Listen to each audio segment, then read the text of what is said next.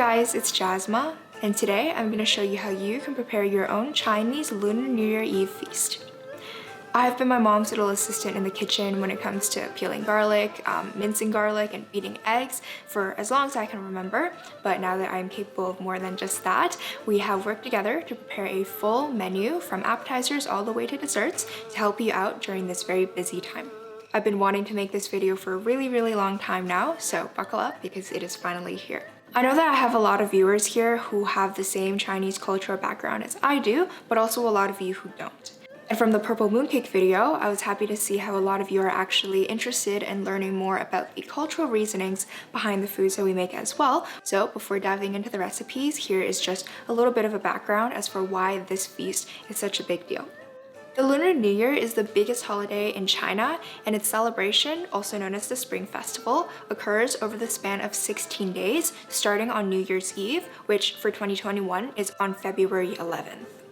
The new year begins according to the lunar calendar on February 12th, so that is why we have this Lunar New Year Eve feast on the 11th and then begin the celebration for the next 15 days. Ever since ancient times, this has been the most important meal out of the entire year for the Chinese. There was even a point where an emperor would pardon all of his prisoners so that they can have a chance to go home, reunite with their families, and have this meal. The Lunar New Year's Eve feast is also called the reunion dinner, so the importance of it is that no matter where you are during the busiest time in China, you will figure out how to make it home and have this meal with your family and friends. Sometimes people will even have multiple feasts building up to the actual Lunar New Year if they have a really large family or different friend groups they also want to celebrate with. And once everyone is well fed, they will usually gather outside to set off fireworks and firecrackers, which was always quite literally the highlight of the New Year celebration. The most interesting part, in my opinion, about this whole celebration and the Chinese culture altogether is its emphasis on the intention and meaning behind everything. This is very intertwined with the peculiar Chinese language that we have, where a massive amount of words that have really different meanings have extremely similar, or in most cases, the exact same pronunciation. This allows for lots of symbolisms and rhymes to be made with the names of food with its intention, and through this, it allows for a direct tie with the meaning behind all of the foods that we're about to make. You'll see what I mean by this once we actually get into the recipes, but a really common example is fish. Fish is a must-have at all Chinese New Year Eve dinners because of the phrase 年年有余, which means that you have excess wealth and happiness every single year. The word yu in that phrase means excess and extra in that context, but it has the same pronunciation as the word fish. It's also pronounced yu. So consequently, if you have fish every single year at your feast, you are also bringing yourself the extra wealth and happiness in this new year. In some places where people don't have access to fish or they aren't able to get their hands on one in time for the feast, some people would even carve a wooden fish just to have it on their dinner table because the symbolism is just that important for the Chinese. Together, my mom and I have designed 15 different dishes to make up this entire meal. It's a lot of food, which is why we have split it up into 2 different videos. In this one, I'm going to show you how to make the cold dish, the soup, the dessert, and the beverage. And then in the next video, that's where all of the main courses are going to be and the dishes that take a lot longer to prepare. First off, we're going to make the fruit lucky bags. Here are the ingredients. They're also available in the description down below, but feel free to take a screenshot and follow along. I want to begin by explaining a little bit of the symbolism behind this to show you why it's so special. The phrase that is represented by these lucky bags is 代代有福气, which means having luck within all of your different generations. Now the word 代, that means generations within this context, has the same pronunciation as the word bag, so you can see how it correlates with the lucky bags. So if you have lucky bags at your New Year's Eve dinner, consequently, you're going to be bringing luck towards different generations. Traditionally, these are made using dumpling wrappers or soybean curds and lettuce, and it is usually wrapping some sort of savory filling and steamed and eaten as a savory dish. I wanted to create something a little bit different, but still have it look really pretty and also delicious as well. So instead of making a savory dish, I'm making this a sweet dish, and instead of using the traditional wrappers, I'm using rice paper. So let's get started. Begin by boiling a few sprigs of coriander for about 30 seconds so that it can become soft and flexible, then immediately transfer into ice water. Clean out that pot and then to it add in some frozen or fresh beet along with some more water and boil this until it reaches your desired shade. We're using this liquid to soften up and color the rice paper. Transfer into a deep dish, and once it's warm enough to touch, start to soak your dry rice paper. Don't let the paper sit in there for too long. As soon as it becomes soft, which should take about 10 to 30 seconds, take it out, shake off any excess liquid, and then lay it flat. For the filling, I'm using some fresh mango and strawberries, but you can use any fruits you like. Fold this up like a dumpling. It will be a little tricky at first since the paper can be a bit slippery, but once you get the hang of it, it goes pretty quickly. The key here is to not overstuff the lucky bags because it will make it very difficult to close up.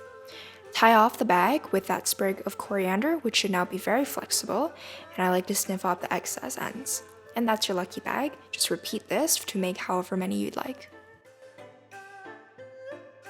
You can serve these as is, but since they look a little bit lonely, I decorated the plate with some fresh figs that I just cut up into halves and quarters, but of course this is completely optional.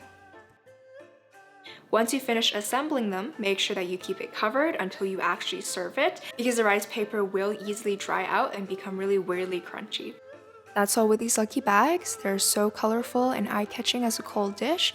It is quite different from the traditional version, but you can never go wrong with some fresh fruit. This recipe is really quick to put together, but if you want to do things ahead of time, you can pre-dice all of the fruits, boil the sprig of coriander and the beet-infused water, then before assembling, just heat up the red liquid. Moving on to the peach resin and date glutinous rice lotus roots. Lotus roots are grown inside of the mud in ponds, and it creates lots of seed pods which create lots of lotus seeds. And this is similar to how each person will potentially start their own family and grow into something different as well. The Chinese phrase that is representative of this phenomenon is 多子多福, which means that you have lots of fertility and the ability to have good health so that you can create lots of children. The method of making these glutinous rice lotus roots is actually pretty common, but the way that I have kind of dyed the lotus root and the way that we're presenting it is going to be incredibly special. So begin by peeling your lotus roots and then cutting off only one end of it to create an opening to the holes inside. We're going to be filling these holes with glutinous rice later on. Soak the lotus roots in a salt bath for about 15 minutes just to ensure there aren't any impurities. Within the 15 dishes that I'll be showing you, there are 2 recipes that require glutinous rice. The type of glutinous rice that you want to use are the round ones because compared to the longer ones, it is a lot stickier, so it creates a better texture. So wash the glutinous rice into a clean and strain it. Then begin stuffing your lotus roots with the glutinous rice. This is a little bit tedious, but make sure you pack as much rice as you can in there. Place the lotus roots into a container, fill it with water until submerged, then cover and allow it to soak for overnight. Next, let's soak the peach resin. Peach resin comes from tree bark. It looks a lot like amber, but it's fully edible. So while it's dried, it's going to be really rock hard, but after soaking in water overnight, it can expand 15 times its original size and become really soft and squishy. This ingredient is commonly used within Chinese cuisine because it is very good for your skin and it also is quite tasty. After soaking, drain away the water and give the peach resin a quick rinse to wash away any impurities. Also quickly rinse the red yeast rice along with the dried red dates. Now into an instant pot, add in the cleaned red yeast rice, red dates, peach resin, and the 2 soaked lotus roots because now the glutinous rice is soft enough to cook. To sweeten, I'm using a few slabs of raw slabbed sugar. If you don't have this, you can also use brown sugar or rock sugar. Finally, cover this with about 5 cups of water or until the lotus roots are submerged. Then cook this on high pressure for about 20 minutes or until the roots are fully tender. You can see after cooking, the lotus roots are now stained by the red yeast rice. It has a really nice and vibrant red color. Take them out, let it cool slightly before slicing it up into nice and thick slices. You can place these slices back into the soup to allow the entire thing to become stained red, but for me, I'm going to place them into my serving platter immediately. In terms of presentation, I'm stacking the lotus root slices almost like a rotating staircase. And this kind of represents how life can be a little bit wobbly sometimes, but it's overall improving. Finally, top it off with some of that red soup almost as a glaze, and also a few spoonfuls of the peach resin, rice, and dates. This dish itself is delicious. It is one of my favorites, but I also love how vibrantly red it is, and it's typically not a color you would see on lotus roots. It's important that you plan ahead to make this dish because you need to soak the glutinous rice in the lotus roots as well as the peach resin. So make sure you do that at least the night before, but you can also prepare up to a couple days ahead of time. Now onto the soup. Soup is usually a pretty big deal and people can oftentimes spend up to hours and hours preparing it, and it's usually some sort of meat soup.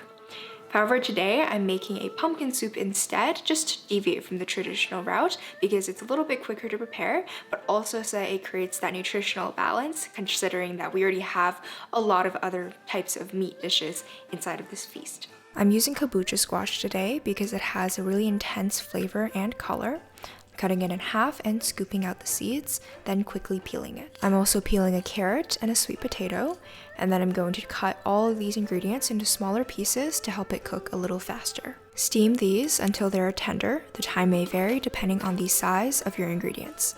Transfer into a blender, add in some hot water until it reaches your desired consistency. The amount of water you add is completely up to you. If you want more of a runny consistency, then add more. If you want it to be thicker, add less. I'm blending this until completely smooth. It should only take a couple seconds because these ingredients are very easy to blend. Before serving, pour them out into your bowls, and I like to decorate the top with a little bit of yogurt and swirl it around. I made a video like this years ago, so go check that out if you want to see some more design options. And that's it with this super simple, delicious, and healthy pumpkin soup. Incredibly easy to put together, but sophisticated at the same time. You can honestly prepare this entire thing ahead of time and just serve it cold. But if you prefer a hot soup, just steam all the ingredients the night before, keep it in the fridge, and reheat before blending and serving. For dessert, we're making a persimmon trifle, and this is really great because you can prepare it ahead of time and make it in whatever quantities you like. The phrase that is represented by this dessert is 事事如意, which means that everything you do is very satisfactory and smooth and exactly the way that you want it to be. The way that it's connected with this dessert is due to the persimmons, because the pronunciation of persimmons in Chinese is 柿子. You can see how the two words 是 and 是 have very different meanings, but they sound exactly the same, so that's where it correlates. So when you eat persimmons, it's going to bring you a very satisfactory future in everything that you do. To make them, start off by zesting an entire lemon into your mascarpone cheese to add a lot more flavor. Then remove the stem of one fresh persimmon. I'm making a very small quantity of these persimmon trifles because after having 14 other dishes, you're probably very full, so you don't need a very big dessert. For this small recipe, I'm using one whole persimmon, and I'm using 2/3 of it to create the puree that is in the trifle, and then I'm leaving another third to use as the rose decor on top. So as explained a few seconds ago, chop up 2/3 of the persimmon to make it easier to blend into a puree in a chopper. Also add in a squeeze of lemon juice and blend. I like to leave some texture in my persimmon puree, but you can make it very smooth. Onto the cream, I've added some white sugar and Greek yogurt to my mascarpone cheese and lemon, and just mix this until smooth. The final component of the trifle is the cookie layer, so I just crushed up some ladyfingers, but you can also use other types of cookies. To assemble, load your mascarpone cream into a piping bag for cleaner layers. You can spoon it if you like, but it's quite difficult. And then I'm going to be piping these into the tiny glasses that I have, but use any sort of container you would like. You can also make them much bigger. For the second layer, I spooned on the crushed ladyfingers. Shake it around to make sure it's an even layer. Then add on the third layer of the persimmon puree. And end off with another layer of crushed ladyfinger and another layer of the mascarpone cream. Don't fill them all the way to the top because you want to leave a little room for the persimmon rose. To make the roses, very thinly slice the third of the persimmon that we had saved from earlier. Don't make them too thin because they will break, but if they're too thick, they will also break when you're rolling it up. So lay them out in the pattern like I did here, and then very gently roll it up. It will be a little bit slippery, but just do your best to hold it together. Place your finished rose on the top of the trifle, slightly pushing it into the cream, then keep them covered in the fridge until it is ready to be served.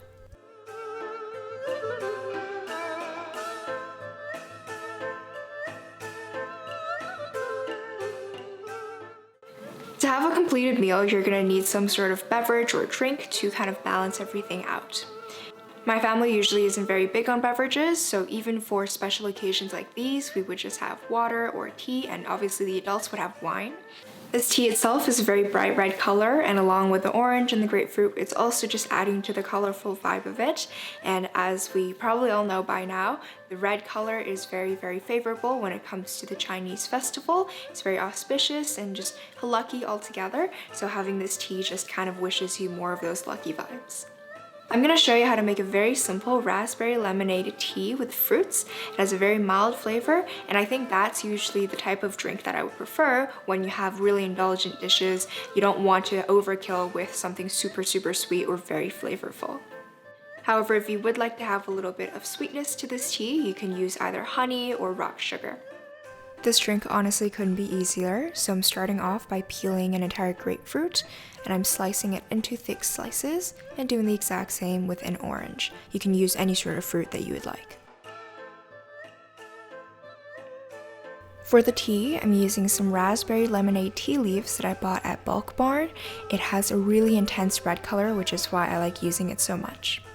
So brew the tea like you would with any other tea, and once that is ready to assemble, I'm placing the fruit slices into a cup and pouring over the tea. I think this just has a really interesting look to it, and you also get to have some fruit-infused flavors into the tea, which is very great. So that's it for the first part of this Chinese Lunar New Year's Eve dinner. I hope that you like these dishes, and stay tuned for the second part where all the main courses are coming. I promise you will not be disappointed. Thanks for watching, and see you soon.